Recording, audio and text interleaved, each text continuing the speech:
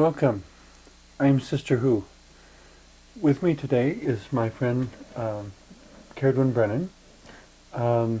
You're both a chaplain and a Wiccan high priestess. Yes, I am. Which figures in very well to our conversation today, because we wanted to talk about spiritual leaders. Mm-hmm. And of course, even as I say that, I'm questioning if that's the right term to use. Spiritual leaders, religious leaders, pastors, ministers, liturgical officiators. Okay. I mean, all that sort of role, but of course it takes on different dimensions according to which faith and which context it's in. Since you also work with the Colorado Department of Corrections, I'm always chuckling over when you describe to people the requirement for your congregation. Oh yes, in order to be in my congregation, you have to commit a felony. Yeah. Because otherwise they wouldn't strict. be inside the prison system for you to minister to them. Yeah. But in any case. But whether or not they're felons or people on the outside, each individual is on a spiritual path. Mm-hmm. That's what's important. And that's something that you were saying earlier is absolutely the most important thing that a spiritual leader needs to keep in mind. Yeah, not my spiritual path. This person's spiritual path. It reminds me of an episode of Designing Women, Mm-hmm. in which the character Charlene was questioning her minister about the involvement of women in Christian ministry over the years. And the minister, this gentleman would usually respond, well, I don't think we should question God on this. And I just wanted to jump up and applaud every time, because she would look right at him and say, I'm questioning you. Exactly. And where does any individual get off saying, I know the mind of God? Yeah. God existed before the individual, and to the best of my knowledge, there's no individual on earth who gets regularly consulted before determining someone's eternal destiny. And the mind of God is so much vaster than the mind of man can possibly comprehend. Which I would say is a good thing, Well, because yeah. with how many billion people in the world, each of them having a unique spiritual path, I don't think there's a human being up to the task of deciding what's right for everyone. No. And that is the point. One of the names for the problem, and it exists everywhere, not just in the East, but it's called the Guru Syndrome. Okay. Oh, wise one, give me the pearls of wisdom from your mouth. Boy, that is such a trap to fall into. Oh, I'm the wise one. I have pearls of wisdom. Which certain people might. And if it happens, when people when they compliment me for something Sister Who said in a TV show or whatever, and I just say thank you, but I try to make a point of not putting my identity there. Right. I'm serving the work, I'm not trying to control the work. And there it is, serving the work, serving the divine. That's what it's about. And self needs to be just over to the left and behind a bit. Mm-hmm. Because it's not ego. It's not this individual. It's serving the divine, serving the work, and serving the people. If I could I'm currently, as we're recording this, I'm currently working through a doctoral program. And because it seemed something the divine wanted me to do. I keep looking at the bureaucracy saying, are you sure about this? I'm really not enjoying this. But I mention it only because I'm now wrestling with the issue of individuality, and two terms that I have not found anywhere else, so I guess I kind of coined them. One is narcissistic individuality, and the other is relational individuality. We still have individuality. Absolutely, either way. we should. But if we're aiming for relational individuality instead of narcissistic individuality, it's recognizing who I am and that I am in relationship to whatever is around me. which from that perspective, a leader can approach a ritual opportunity or a ministerial opportunity with this belief of serving the work rather than trying to control the work. Well, and rather than collecting kudos, oh, they all think that I'm wonderful. And how have I been helping them to their spiritual connection? I had someone ask me recently why I didn't publish testimonials, from people who have been helped by Sister Who. And I responded to him, because I don't want you to listen to me because I was helpful to somebody else. Only part of what I say I want you to listen to and remember is that part which you find helpful to you. Right now. The content should speak for itself, not because of who said it. Right. And that's another piece of the guru trap. Oh, my guru is so wonderful, so wise, so all-knowing. You must go to my guru. Oh. And the presumption seems to be that you should never question my guru. Never question my guru, and whoever you've been having as a guru, if any, is not quite good enough. And that is as much a trap for the student as it is for the teacher. Do you think this occurs more in the United States than other places because of a fascination with competition? Well, it doesn't actually occur in the United States more than in other places. Oh, it doesn't? Because the guru trap developed where the gurus developed. Okay. In India, and it has been long known that it is one of the tests of the true guru. The true guru is not bringing you to his feet. Okay. The true guru is bringing you to yourself. Okay. When I mention the United States, I guess my naive presumption is that being a much more established system in India, it would have had time to refine itself so that they, idealistically speaking, obviously I'm being very naive and idealistic here. The idea being that since it's been there longer, they should have worked this out already, and but it still leaves the question in my mind of whether the capitalistic competitive systems of American society do not somehow dramatically empower the problem of the guru syndrome. It's bigger because we have more opportunities for guruism, not just within religion. But our whole society also functions according to this drive of competition. Right. And who is the finance guru? Who is the marketing guru? Who is... Okay, there's always... they're giving seminars all the time. Several $1,000s to listen to this person tell you how your life is wrong.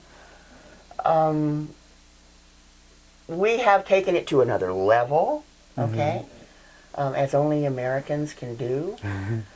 But it certainly exists everywhere. Hinduism is the world's oldest continuing pagan religion. And they still have the guru trap. There are still people following the guru because so-and-so followed that guru. And we have gurus who say, I have the truth. This guru doesn't. Correct me if I'm wrong, but blind faith is never true faith. No, but it's very easy for sheep. And that's a whole nother show, when we talk about whether people are sheep or whether they're... But then we get to another form of the guru, which is the shepherd. Okay. And so here we are, my flock, my sheep. In my experience, the leader who is more concerned about occupying the position of leadership than with knowing and serving the needs of the congregation. Or of the whatever individual member of the congregation. Or the individual member.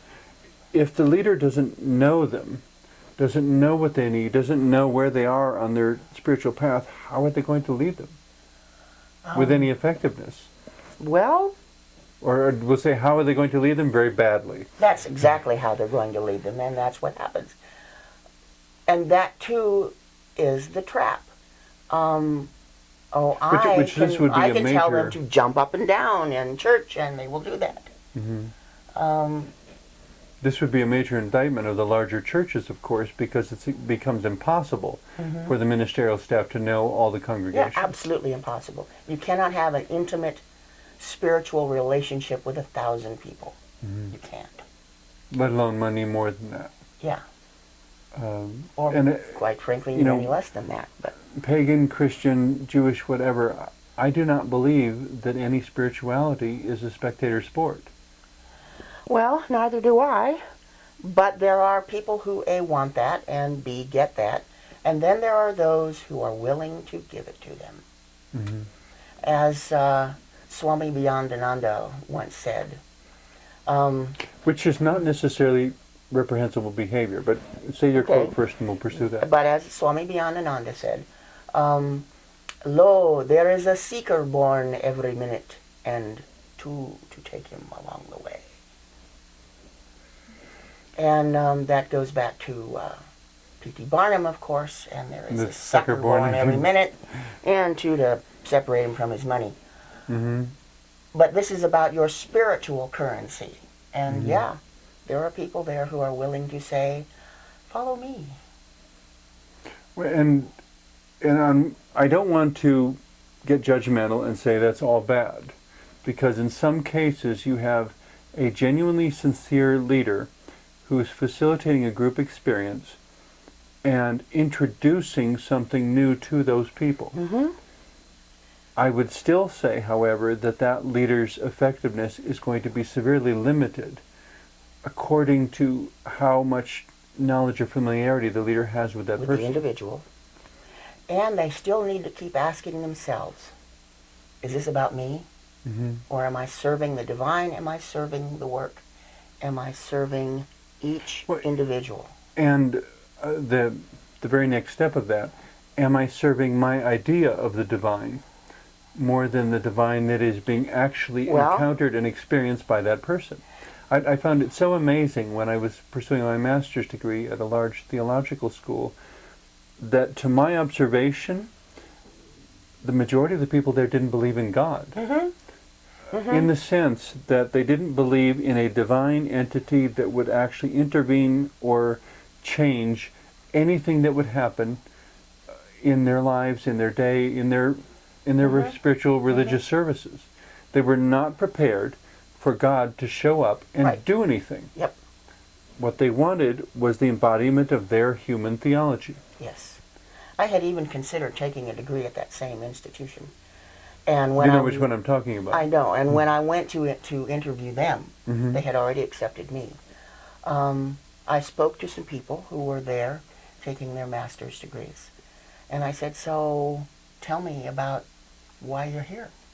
And I was expecting to hear vocation, God called me to make a difference, to be of service. What I heard from multiple people was, well, being a minister of a church is pretty secure. Frequently you get a house, sometimes a car. Financially secure, you mean? Yeah. There was not a word about, had no choice, called by the divine. No. Like the story of Jonah, when he said, you will go to Nineveh, and Jonah said no and ran the other way, and God said, you will go to Nineveh. Exactly. And dragged him there kicking and screaming in protest. There are many, many, many, many people who are drawn to the ministry because they have a vocation, they have a calling, absolutely. Well, unfortunately, there's also some drawn to it because of trying to erroneously satisfy psychological and emotional needs. Of their own. But it's still not, you've got to keep asking yourself the question. And whom am I serving? Well, in Grail mythology, Okay. there is the question, whom does the Grail serve? Okay. And each seeker after the Holy Grail has to ask a question for themselves. Whom does the Grail serve, and why am I seeking it? Okay. Okay? Two very important questions. Yeah. And at each point along one's growth as a minister or spiritual leader of any kind, you have to keep coming back to, why am I doing this? Is it about the service, not about my ego? Am I being too arrogant if I suggest to the viewing audience that any spirituality or religious system that denies you the freedom to ask why is not recommendable? I personally agree with that. It's not recommendable. It is what many, many people choose. Being handed the rule book and told everything you need to know is in there. But when you're not allowed to disagree, you're not allowed to question. It's the rule book. You're not allowed to ask why. Yes, it's the rule book, but who has to live with the consequences of following the rule book? People who are more comfortable having pre-digested rules than those who want to ask why. Well, that's who would prefer the rule book. The question is, who must live with the consequences of following the rule book? Each individual. Each individual. And ultimately society as well. You know, it's not the minister holding the Bible or the high priestess holding the Book of Shadows. It's you have to live with the consequences of your choices. And that rule book is supposed to help you. If it's puts you on a collision course with consequences that are not empowering to you, probably it's time to exercise a little self-agency, a little acting on behalf of yourself, being your own agent. And go back and look at the rule book and start some editing. Well, and ideally, ministers of whatever stripe Would encourage that. would encourage and support that, and would be open to being questioned themselves. One of my most powerful teachers, I was raised in the military and had chaplains, military chaplains, all of my formative years. Okay. One of my most powerful teachers when I was in high school and going to Confraternity of Christian Doctrine classes at the air base, we had a Benedictine monk who was a chaplain. Okay. And he said to me, and he told all of us in that class, it's important that you ask questions. It's important that you ask why and look for the answers. And he even said, Catholicism, Christianity, is not the only way to the divine, to God. It's not even necessarily the best way. It's a way.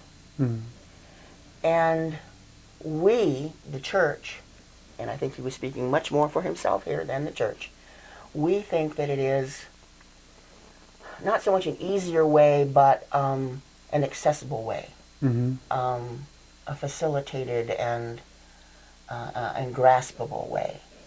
But it was at that time that I really got, because I came from a questioning family, that I really got, question everything, and then run it by yourself. Does this make sense to me? Does this really ring true for me? And I don't remember who said it first, but there's a sense in which doubt is the most faith-laden action you can do. Yeah, absolutely. I mean, without, I'm sure it's been said by someone, without true doubt, you can't have true faith. No. If you simply accept it blindly, it's not faith. I mean, it would be like having an airplane and insisting that it flies, but you've never taken off the ground. Yeah. My car runs great. Oh, where have you been? What hasn't been out of the garage? No, it's in the garage, but it's good. And the very questioning, again, takes you to new questions. And it's essential in order to have that full, complete, empowered faith that you see what its limits are. well, You take know, for my instance, car can go this fast. My car can drive up a rough mountain road in low 4 gear ratio. You know, whatever. you know what it can do, what it can't do. Yeah. When I was a very small child, my parents allowed me to go to Catholic school for 1 year. And at that time, they were studying the Boston Catechism. I don't know if you're familiar with that one. But the very first statement in it is, God is the supreme being. But what I heard was being. Okay. Okay, so God is the supreme being. Worked for me. I was a kid. And so when they asked you to draw a picture of God, a supreme being. you drew a really big green bean. With or whatever. An afro and high heels. Yeah.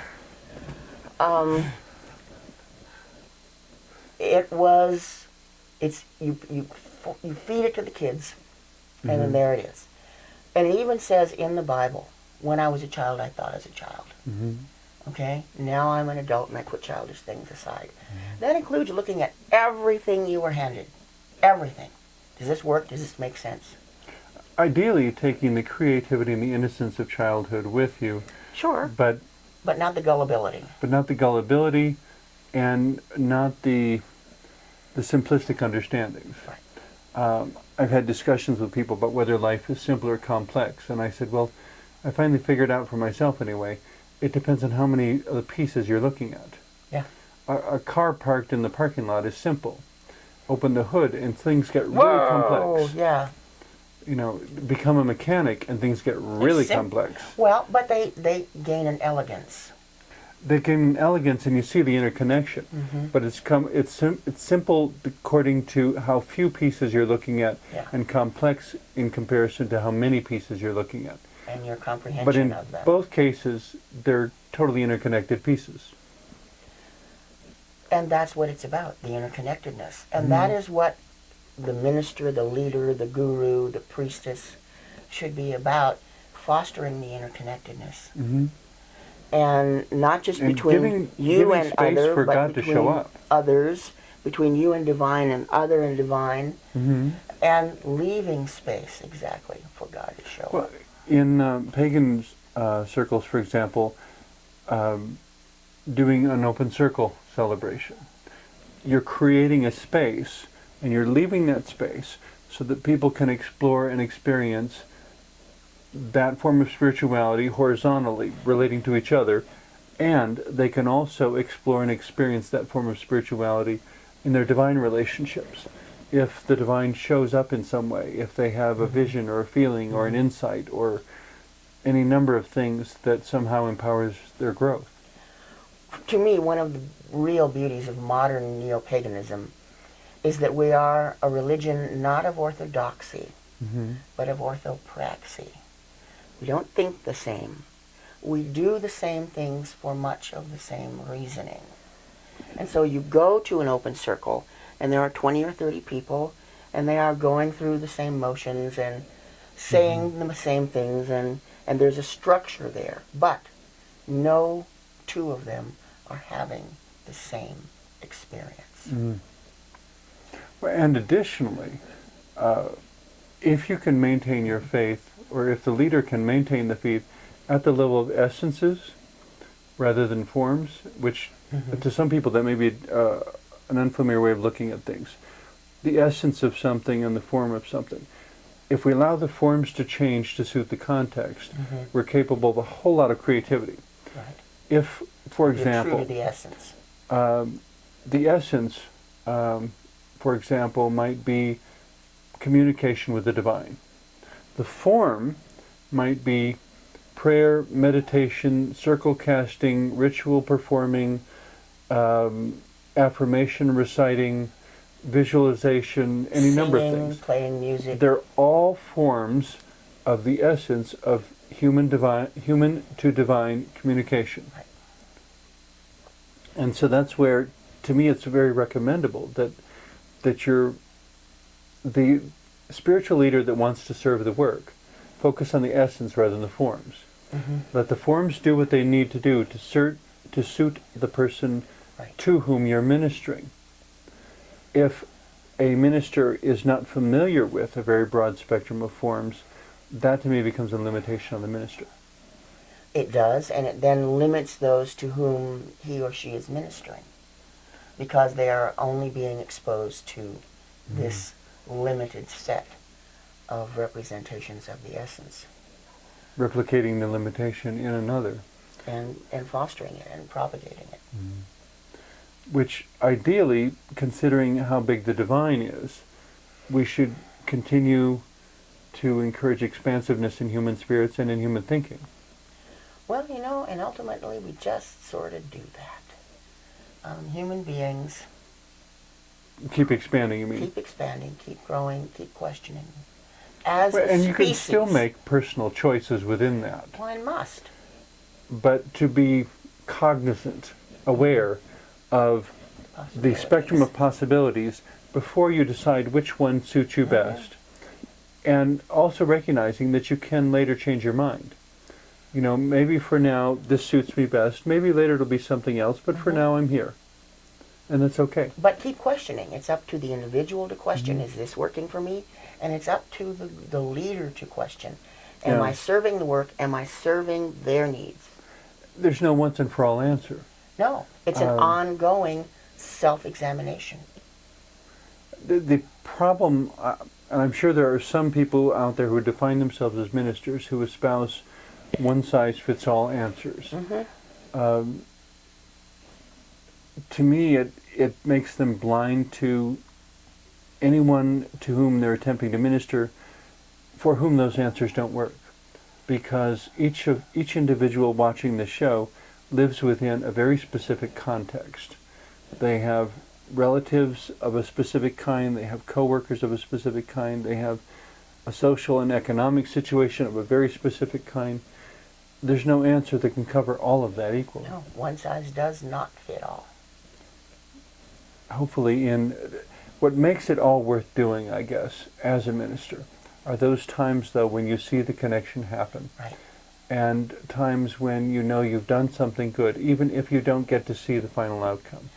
When you've taken them to a door that they didn't even know existed, help them to crack the door open, and the possibilities begin to leak through the door. And then you have to step back, because they have to fully open the door and choose to step through. And it's not about you. If you have been a good guide, a good teacher, they will reach further Essentially, than you. all a minister is doing is introducing individuals to the divine and then backing off so that you don't interfere in that conversation. To try to shape it No, your way. No. They're talking to the divine. It's not for me to get in the middle and obstruct the conversation. Right. It is for me to facilitate it in any ways that I can, but to recognize when, no, that's a private conversation, and I need to be out of it. I need to let God I need to let that which is truly God give you the answers that the divine knows are the right answers for you. For you now, yeah. Thanks for being with us again.